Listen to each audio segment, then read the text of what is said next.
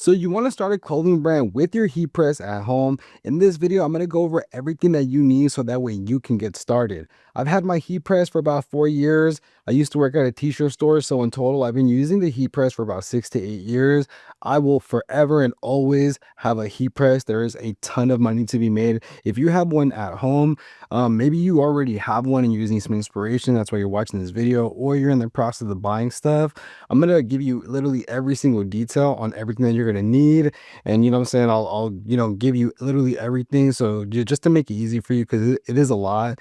I know when I started, there was a lot of research and all that good stuff, and everything in this video is budget friendly. So if you're working on a budget, don't worry. I'm gonna give you like the most affordable, without sacrificing quality. So if you have any questions, leave them in the comment section, and everything you need in this video will be in the description. So let's get right into it. I don't want to waste your time. And then throughout the video, you know what I'm saying, I'll just give you tips and tricks. I got you. Let's get right into it. So the first one is obvious. It's the most important one. We are gonna need a heat press. Now, if you're on a budget and you only have a household iron, lucky for you, you can use an iron. I think I made like my first 100 t-shirts with the iron.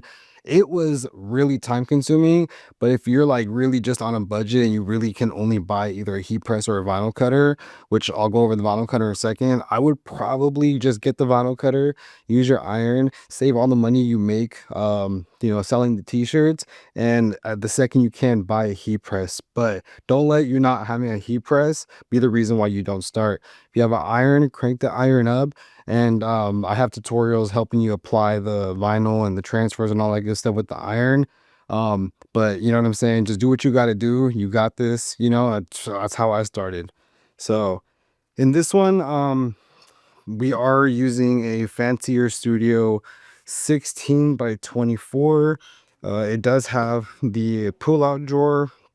I've been using this one for like, I don't know, like 3 years now, and it's still running super strong. I still see it lasting like a handful more years. I bought this when it was around like, I don't know, like almost $400. Right now it's like a little over 300. So it did drop in price over time, which is good. And this is like super budget friendly. I do like the clamshell style heat press, just because you need to be able to control your pressure. And when you have the knob right here, you can control the pressure, and you need that when you're working with different transfers and garments and all that good stuff. Right here I do have a hat press.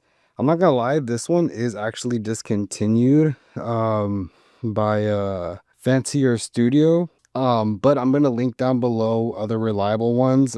This is the one that I use right now. I just don't think you can buy it, So like I said, I'll put one below.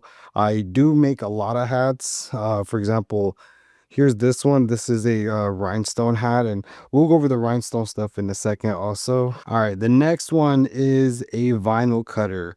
So the one that I use is a Cricut Explore Air 2. It's literally one of the most budget friendly heat presses. I'm sorry, vinyl cutters. And there's like a ton of reasons on why I recommend the Cricut. Honestly, the interface is really user friendly.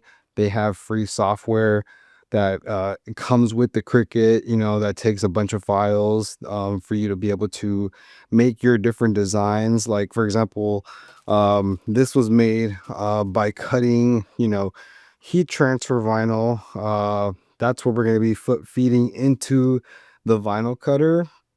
But the vinyl cutter is going to be needed for you to do pretty much everything that you see right here, like all the rhinestone stuff. These are stencils, which we'll go over in a second. But yeah, this is the heat transfer vinyl that we put in here. It makes a ton of stuff. I made this banner. This banner blank was like $7. I use it for like all my pop-ups. So in total, this banner cost me less than 10 bucks, and I did it at home. And I've used this one for a couple years. And this right here is a Cricut mat. This one was actually from Dollar Tree. It was only $1.25. It's pretty good deal. I'm not gonna complain. And yeah, so the heat transfer vinyl goes on here. This cuts it out. We weed it out with tweezers, heat press it, and then this is what we're ending up with. This one is puff 3-color. You can do multicolor with heat transfer vinyl. It's just a little bit more of a I would say like intermediate style, but I do have tutorials on how to make all of these, especially this one specifically. This is glitter heat transfer vinyl. I just customized a box, so there's a lot you can do with heat transfer vinyl, and as long as you're buying quality heat transfer vinyl, you're never gonna have to worry about it falling off, so you'll be good. Especially if you're just trying to prove a concept. The reason why I like heat transfer vinyl is because I only have to make one. If I gotta change something, it's just an easy fix versus if you're buying bulk of stuff, yeah, you're kind of screwed unless you have a proven concept. But this is like the best way to like prove a concept. You know what I mean? All right, let's talk about the rhinestone transfers, because right now these are like extremely popular. As you can see right here, we have the sheet. These are made by this, creating these stencils. These blue paper right here. Well, it's actually flock. It's really thick, and on the bottom side, it's really sticky. But this is rhinestone flock. This is how it comes. And this just goes in here. It cuts out your design. Once you take it off the mat, ends up looking like this. There's different ways you can customize your logo into these stencils to make the rhinestone transfers. Oh, and then sorry, here's the tape, the transfer tape that you see right here.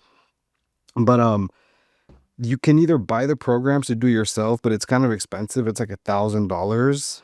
And but you can also just send your logos to me. I'll have like an order form or whatever down below if you just want to send me your stuff, so you have to pay the 1,000.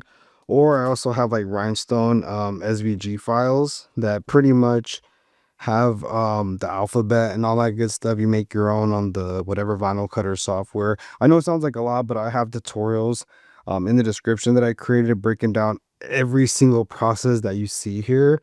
This video is just more to show you all the cool stuff that you're able to do by just having a heat press.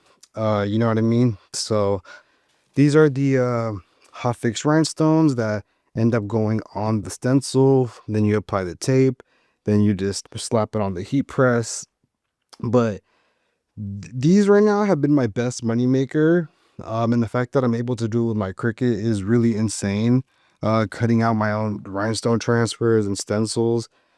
These, for my clothing brand right now, the rhinestone stuff is selling like crazy. So I really do recommend you hop on that wave and start getting transfers made, especially for the summertime. All right, I also wanted to show you these. So you might have heard of these before. These are DTF transfers. So these are just like, you send companies your designs or whatever, and they put it on these things, and then it's actually film, and then you can press it onto whatever you want. You can also do like screen printed transfers. I got these from a company. These are just samples from one of the trade shows that I went to. Um, but yeah, these are screen printed, and then you just apply the heat, and the screen print ends up on the transfer. You just have to also just keep in mind that these were created with screens, so you still have to probably have to do like the screen setup fees or whatever. But with these, you just have unlimited like color gamma, so it just depends.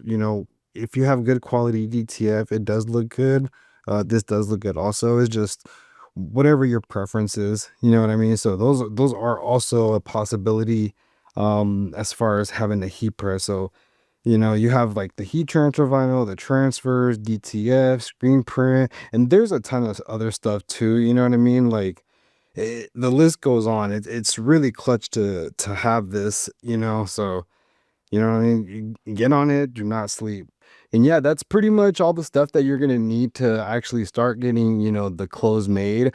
Let me know if you want another video where I go down and I actually break down the actual steps on how to like package and ship all the supplies I use to like package up my clothes to make it look professional, all that good stuff. Um, but I really hope you enjoyed the video. Support me, support the clothing brand. I'm saving up for a new camera right now. If you want to be a part of that journey, support the brand, hit me up. If you want to like donate towards the cause, I'll shout you out in the next video. Because you guys are helping me, buy this next new camera that I'm trying to grab for my content. You guys are part of that process, part of that journey. So, I appreciate it. And when I do get the new camera, I'll do a vlog. I'll show you. I'm looking on a couple places to buy, like Facebook Marketplace, because probably buy used, just I'm on a budget, and I know how to look out for, like, what's good with the camera or not, checking the shutter speed, checking if it overheats and all that good stuff. But I appreciate it, and I'll see you next video.